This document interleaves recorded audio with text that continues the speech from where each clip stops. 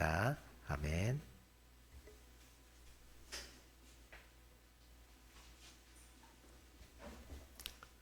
오늘 시 말씀 디모데후서 3장 이따가 일어나셔서 저와 기도하겠습니다. 제가 3장 12절 말씀 봉독합니다. 무릇 그리스도 예수 안에서 경건하게 살고자 하는 자는 박해를 받으리라.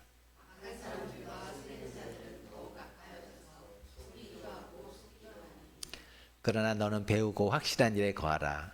너는 내가 누구에게서 배운 것을 알며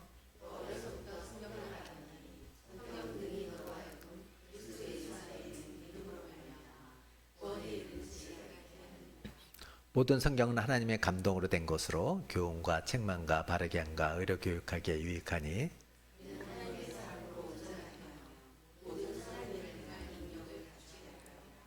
하나님 앞과 살아있는 자와 죽은 자를 심판하실 그리스도 예수 앞에서 그가 나타나실 것과 그의 나라를 두고 엄히 명하노니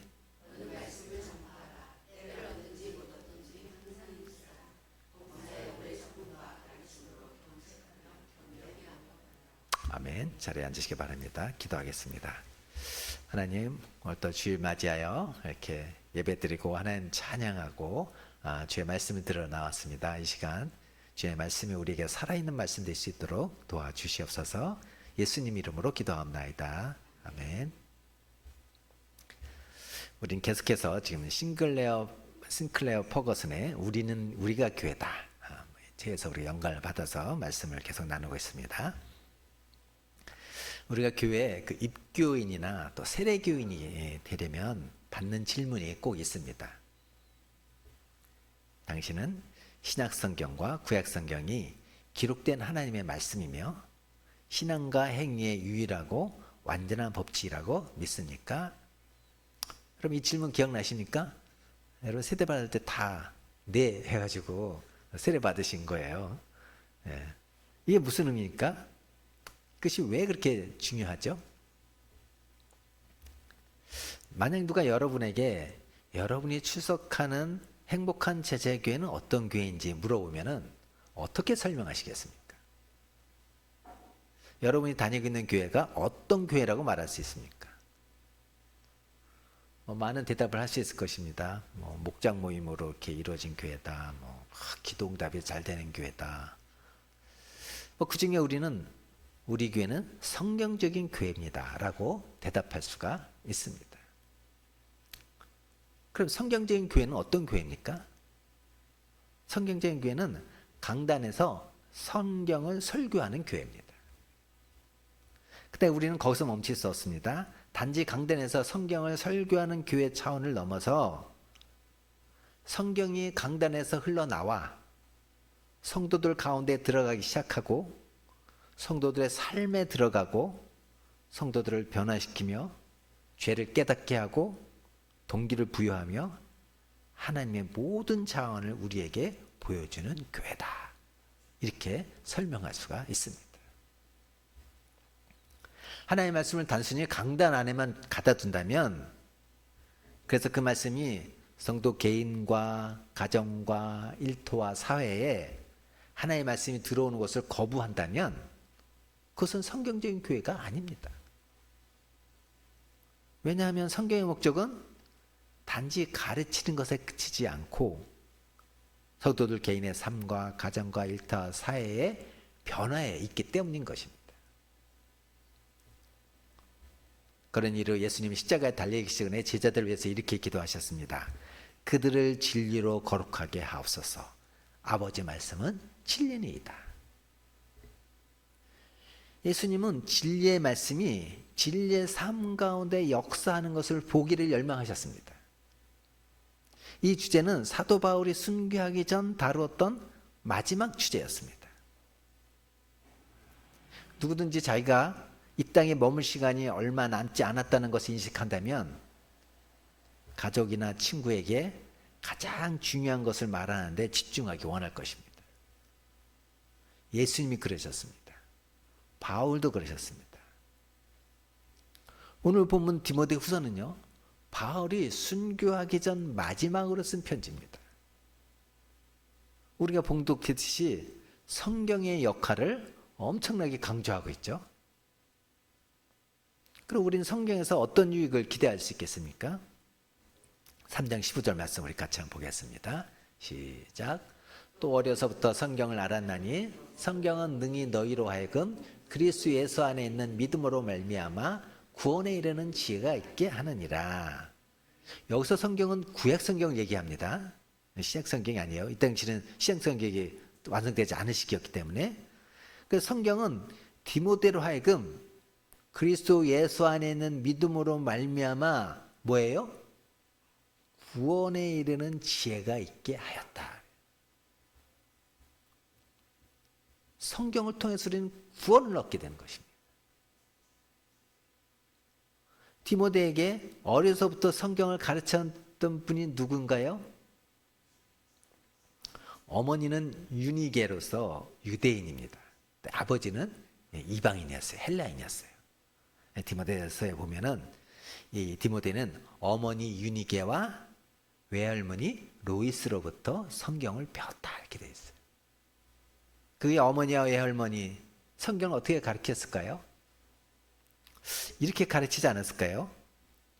성경은 처음부터 하나님이 그분의 백성을 구원하실 것이라는 약속으로 가득 차 있단다. 그 약속 가운데 첫 번째 약속이 창세기 3장 15절에 나오는데 거기서 하나님은 하와에게 그녀와 남편을 유혹하여 죄에 빠지게 한 뱀의 머리를 하와의 후손이 상하게 할 날이 이를 것이라고 약속하셨단다. 그 승리를 거둘 때 뱀은 하와의 후손 발꿈치를 상하게 할 거야. 그 약속은 하나님이 아브라함에게 그의 후손을 통해서 땅의 민족들이 모든 복을 받게 될 것이라고 말씀하신 데서 확대됐단다. 그리고 하나님은 모세 같은 선지자, 멜기세덱의 반열을 따르는 제사장, 다윗보다 더 위대한 왕을 일으키실 것인데 인자가 나타나실 것이다. 이스라엘 사회에서는 백성들이 죄를 위해서 드리는 제사가 이루어졌습니다. 전혀 죄를 짓지 않은 동물들이 범죄한 사람들을 대신했고 그 과정에서 동물들이 생명을 잃었습니다. 그러나 제사는 한 번으로 끝난 게 아니라 날마다 해마다 계속됐습니다. 이런 동물 제사는 인간의 죄를 위한 충분한 속죄가 될 수 없다는 것을 보여주고 있는 것이죠. 하나님의 계시의 절정에서 이사야는 여호와의 종이라는 신비한 인물을 묘사한단다. 그는 실로 우리의 질고를 지고 우리의 슬픔을 당하였거늘 우리는 생각하기를 그는 징벌을 받아 하나님께 맞으며 고난을 당한다 하였노라. 그가 찔림은 우리의 허물 때문이요 그가 상함은 우리의 죄악 때문이라. 그가 징계를 받음으로 우리는 평화를 누리고 그가 채찍에 맞음으로 우리는 나음을 받았도다. 우리는 다 양 같아서 그릇 행하여 각기 제 길로 갔거늘 여호와께서는 우리 모두의 죄악을 그에게 담당시키셨도다. 이분이 바로 메시아란다. 이렇게 어머니와 외할머니가 디모데에게 신앙교육을 시켰을 것입니다.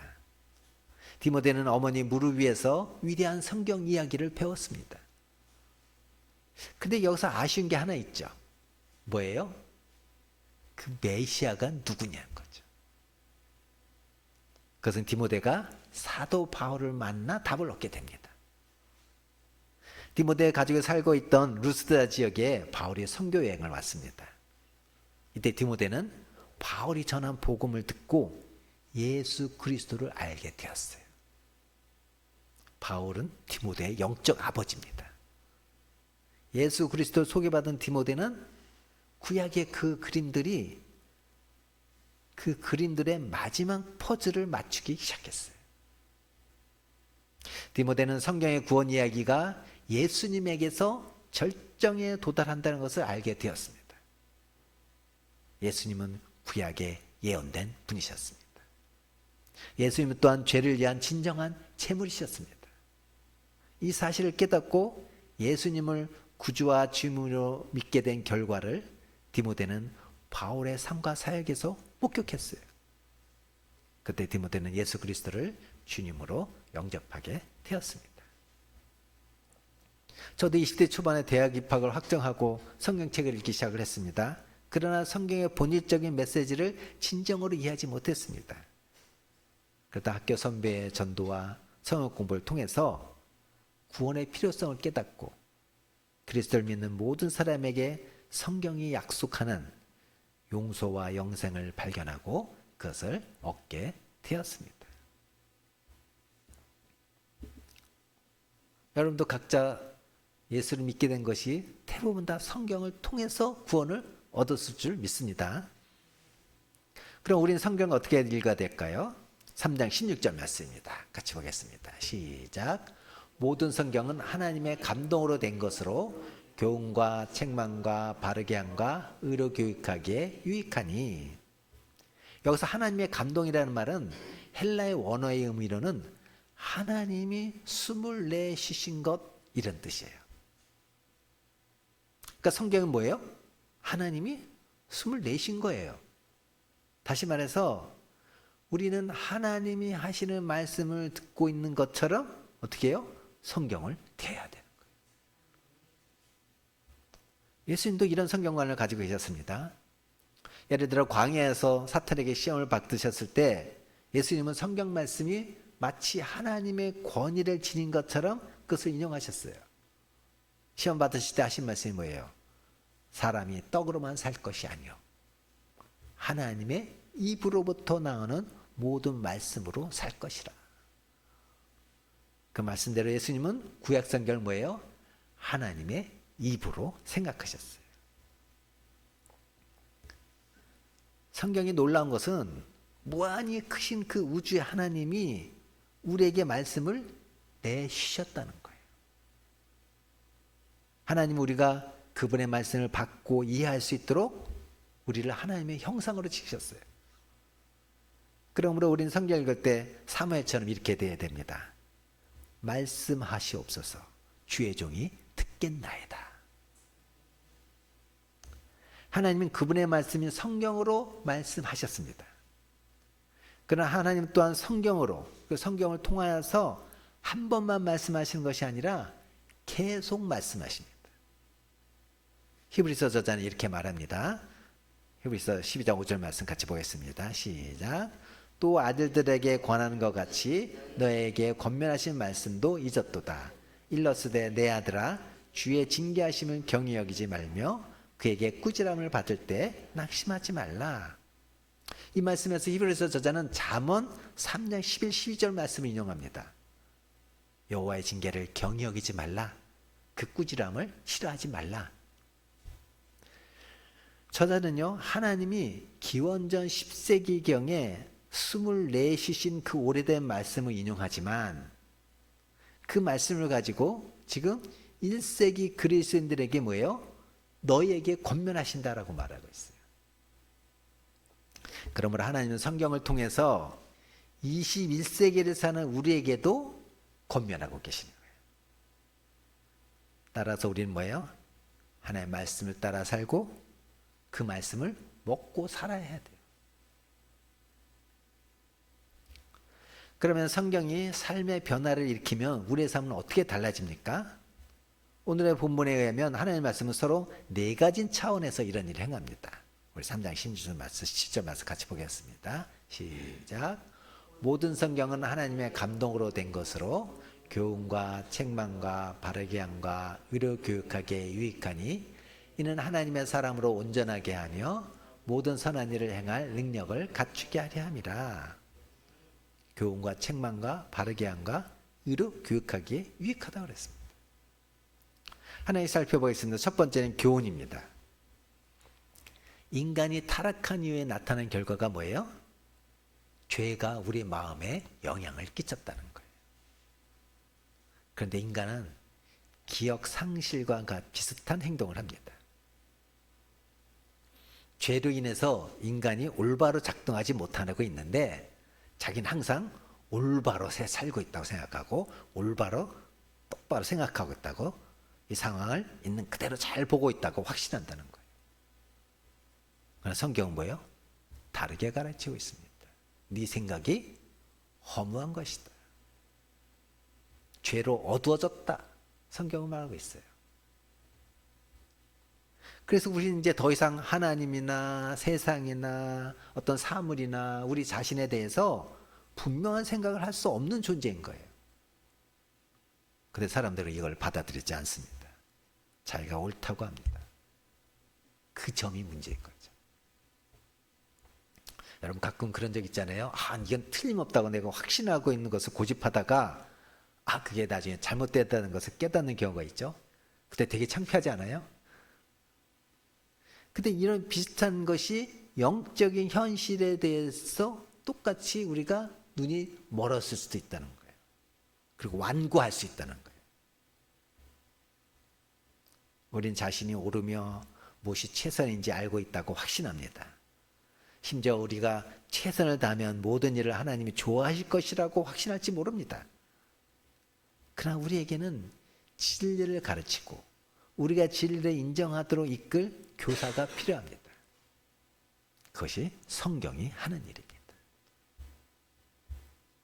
성경은 우리 마음이 본질적으로 어두워졌고 굳어졌다고 설명합니다. 예수님도 똑같이 강조하셨습니다. 예수님은 몸은 등불이 눈이라고 말씀하셨습니다. 몸의 등불이 눈이라고 말씀하셨습니다. 따라서 만일 우리 눈이 병들면 우리 온몸이 어두운 가운데 있게 됩니다. 만일 우리가 자신이 빛 가운데 산다고 생각하지만 사실은 우리 안에 있는 빛이 어둡다면 그 어둠이 얼마나 크겠습니까? 성경이 하나님의 교훈을 우리에게 전달하므로 성경은 그 어둠을 밝혀주고 마침내 우리가 모든 상황을, 모든 사물을 똑바로 보게 도와줍니다. 그러나 성경은 이 모든 일을 혼자 하지 않습니다. 오직 하늘의 안과 의사인 성령님의 인도를 받을 때만 성경의 그 레이저 광선이 우리 눈의 백내장을 제거합니다. 그런 일을 우리가 암기하여 드릴 기도 가운데 하나가 있습니다. 내 눈을 열어 주의 율법에 놀라운 것을 보게 하소서. 두 번째로는 책망입니다. 하나님의 말씀은 책망에 유용합니다. 책망이란 말은 고통이 가해지는 느낌, 즉 오류나 잘못에 대한 질책의 느낌을 지니고 있습니다. 물론 책망은 아픔을 줍니다. 우리는 죄인이며 문제를 지적당하는 것은 결코 유쾌한 일이 아닙니다. 그런데 하나님의 말씀은 우리 뼛속 깊숙이 들어가 우리의 실패를 찾아내어 우리 죄를 드러냅니다. 우리는 하나님의 말씀이 우리 영혼의 깊은 곳을 꿰뚫는 능력이 있음을 발견합니다. 히브리서 4장 12절입니다. 시작. 하나님의 말씀은 살아있고 활력이 있어 좌우의 날선 어떤 검보다도 예리하여 혼과 영과 및 관절과 골수를 찔러 쪼개기까지 하며 또 마음의 생각과 뜻을 판단하나니.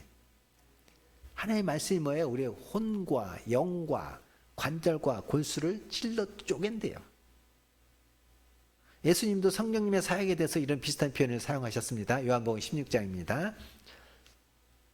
시작. 그가 와서 죄에 대하여 의에 대하여 심판에 대하여 세상을 책망하시리라. 죄에 대하여라 함은 그들이 나를 믿지 아니하며 의에 대하여라 함은 내가 아버지께로 가니 너희가 다시 나를 보지 못하며 심판에 대하여라 함은 이 세상 임금이 심판을 받았습니다. 성령 하시는 뭐예요? 죄에 대해서, 의에 대해서, 심판에 대해서 세상을 책망하실 거라. 이 말씀은 오순절 성령 강림 사건을 가르쳐 말씀하신 것 같습니다. 오순절 일어난 그 사도행전 2장의 그 사건을 보면 예수님 말씀이 그 사건에 대한 예언적 요약이었다는 것을 우리가 알 수가 있습니다. 그런데 이것은 또한 성령님이 계속해서 사시는 사역입니다. 성령님은 우리 영혼의 거울인 하나님의 말씀을 사용해서 우리 삶에 죄가 숨어있을 틈들을 드러내십니다. 그래서 히브리서 저자는 계속해서 이렇게 말합니다. 히브리서 4장 13절 시작. 지으신 것이 하나도 그 앞에 나타나지 않으니 없고 우리의 결산을 받으실 이의 눈앞에 만물이 벌거벗은 것 같이 드러나리라. 우리 모든 행동과 생각과 우리가 한 모든 것들이 다 뭐예요? 벌거벗은 것 같이 다 드러날 것이라는 거예요. 몰래 구석에서 나만 알겠지 하고 한 행동들이 다 드러날 거라는 거예요. 근데 하나님이 이 일을 어떻게 하신다고요? 하나님의 말씀을 통해서 하신다는 거예요. 하나님은 우리의 죄를 공공연히 밝히지 않으십니다. 오히려 우리를 한편으로 조용히 데려가셔서 우리의 죄를 드러내 보이십니다. 우리가 우리 안에 영적으로 새로운 일이 일어나게 하시려는 주님의 의도신 거죠. 우리는 이 일을 기대해야 됩니다. 그러나 만약 우리가 그걸 거절한다면 하나님의 말씀이 우리의 삶에서 진정한 역사를 행하도록 허용하는 것을 거부하는 게 되는 그런 일이 될 뿐입니다. 성경의 세 번째 유익은 바르게 함입니다. 하나님의 말씀 우리를 교훈하고 책망합니다. 말씀이 그렇게 하는 것은 우리를 멸망시키기 위한 게 아니라 우리를 어떻게 해요? 정결하게 하기 위한 것입니다. 우리의 삶을 왜곡시키는 모든 것을 처리해서 주님과 주님의 축복에서 그것들을 멀리 떼어버리기 위한 것이에요.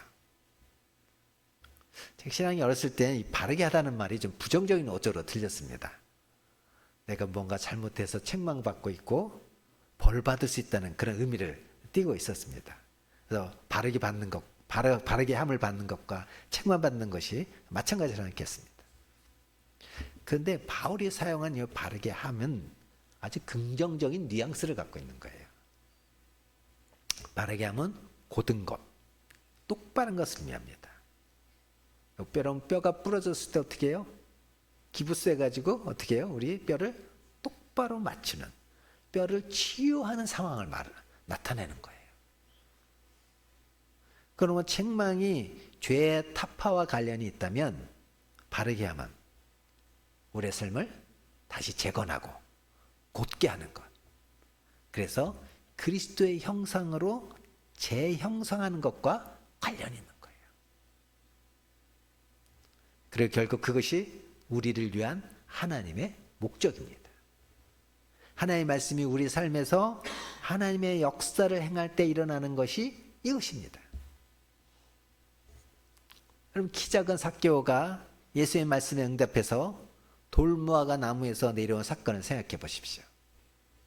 삭개오는 내면적으로 정말 삐뚤어진 키 작은 남자였습니다. 그는 다른 사람을 희생시켜 사리사욕을 채웠습니다. 돈을 사람보다 더 사랑했고 돈을 하나님보다 더 사랑했습니다. 그러나 이제 예수의 말씀을 통해 그의 죄가 사함을 받았고 그의 삶이 변화됐습니다. 탐욕의 죄가 봄눈 녹듯이 이웃들의 눈앞에서 녹고 있었습니다. 삭개오는 이제 각기보다 주기 시작했습니다. 이것이 바르게 된 삭개오였습니다. 그는 이전보다 훨씬 매력적인 사람이 되었습니다. 그것이 바로 바르게 함의 의미인 것입니다. 네 번째, 의로 교육함입니다. 하나님의 말씀은 우리를 치료하는 병원일 뿐만 아니라 섬김을 위해 우리를 강하게 하고 능력을 갖추게 하는 체육관이기도 합니다. 하나님의 말씀은 우리를 성장시키고 영적인 근육을 강화하는 운동을 제공합니다. 그렇게 함으로써 그리스도를 섬길 수 있도록 우리를 훈련하며 능력을 갖추게 합니다. 우리는 말씀에 건다는 말을 자주 듣죠. 이 말씀은 그리스도의 말씀이 너희 속에 풍성히 거하여 그 말씀이 주님을 섬길 수 있도록 너희를 변화시키고 형성하며 준비하게 하라는 의미예요. 이 말은 성령으로 충만함을 받으라는 말과 같은 의미입니다. 만약 우리가 성령님으로 충만함을 받기 원한다면 반드시 말씀 안에 거해야 됩니다. 우리는 말씀 안에서 생수를 마실 때 성령님으로 충만해집니다. 말씀 없이 여러분 성령 충만할 수 없습니다. 그럼 우리는 그 결과 성령님의 열매를 맺는 삶을 살게 되는 것입니다. 어떤 면에서는 별로 특별해 보이지 않을 수도 있습니다. 그러나 사실 그것은 놀라운 변화입니다. 바로 예수님을 닮은 성품의 발달을 의미하는 것이기 때문입니다. 그럴 때만 우리는 영적으로나 도덕적으로 모든 선한 일을 행할 능력을 갖추게 되는 것입니다. 사도 바울은 디모데에게 성경의 유용성에 대해서 편지를 쓰면서 마지막으로 성경을 이렇게 사용하라고 권면하고 있습니다. 4장 1절 2절 말씀입니다. 시작. 하나님 앞과 살아있는 자와 죽은 자를 심판하실 그리스도 예수 앞에서 그가 나타나실 것과 그의 나라를 두고 엄히 명하노니 너는 말씀을 전파하라. 때를 얻든지 못 얻든지 항상 힘쓰라.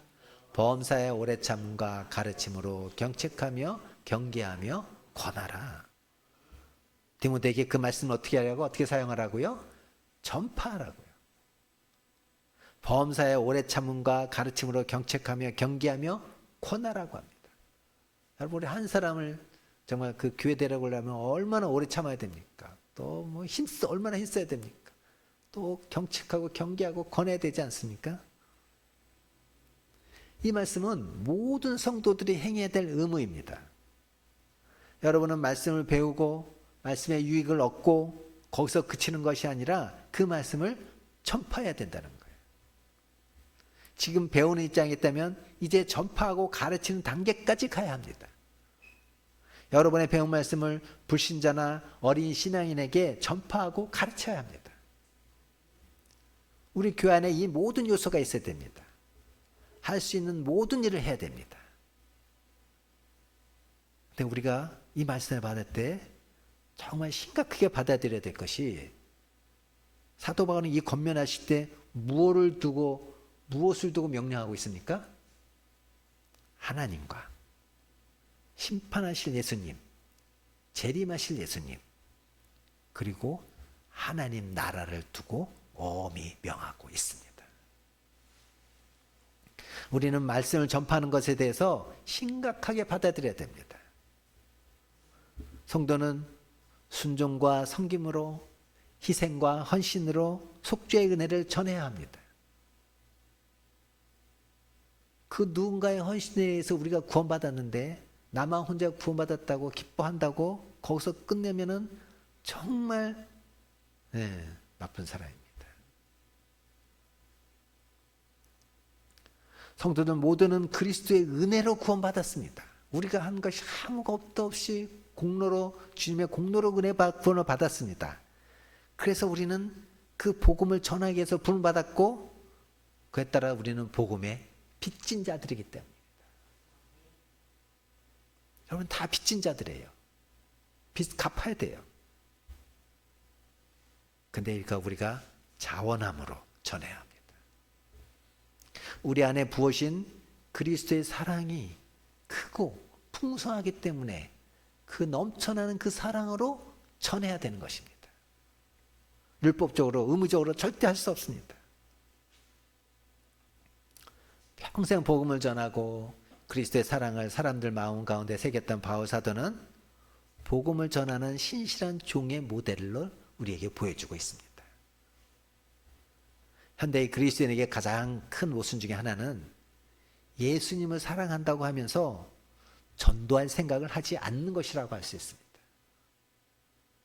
참으로 구속받은 성도는 복음을 절대로 부끄러워할 수 없습니다. 복음은 땅끝까지 전파해야 될 하나님의 복입니다. 성도도 각 사람은 자기가 처한 모든 것에서 이 복음을 전하는 자로 부름받은 종들입니다. 그러므로 여러분 모두가 속죄의 복음을 전해야 될 사명감과 아울러 또 복음의 종으로서의 신분을 잊지 않고 살아가길 바랍니다. 여러분이 처한 모든 곳에서부터 세상 모든 곳을 향해 나가는 신실한 복음의 여건들 되시기 바랍니다. 우리 교회가 자립할 수 있을까요? 우리 교회 자립하기 위해서 지금 가장 시급한 것이 전도예요. 아무도 전도하지 않는다면, 우리가 아무리 기도만 한다고 해서 교회는 절대 자립할 수 없습니다. 우리에게 부족한 점이 있을 수 있습니다. 재정도 부족하고 은사도 부족하고 인원도 부족하고 시간도 부족하고, 그러나 그것이 교회가 자립할 수 없는 이유가 될 수 없습니다. 하나님 우리의 부족함과 그 연약함을 드러내셔서 하나님의 강함을 나타내실 것이기 때문입니다. 우리가 심각하게 받아주시기 바랍니다. 하나님 앞과 살아있는 자와 죽은 자를 심판하실 그리스도 예수 앞에서 그의 나타나실 것과 그의 나라를 두고 우리는 때를 얻든지 못 얻든지 항상 말씀을 전파하는 데 힘쓰시는 저와 여러분 되기를 주님의 이름으로 축원합니다. 주님 말씀 기억하면서 우리 찬양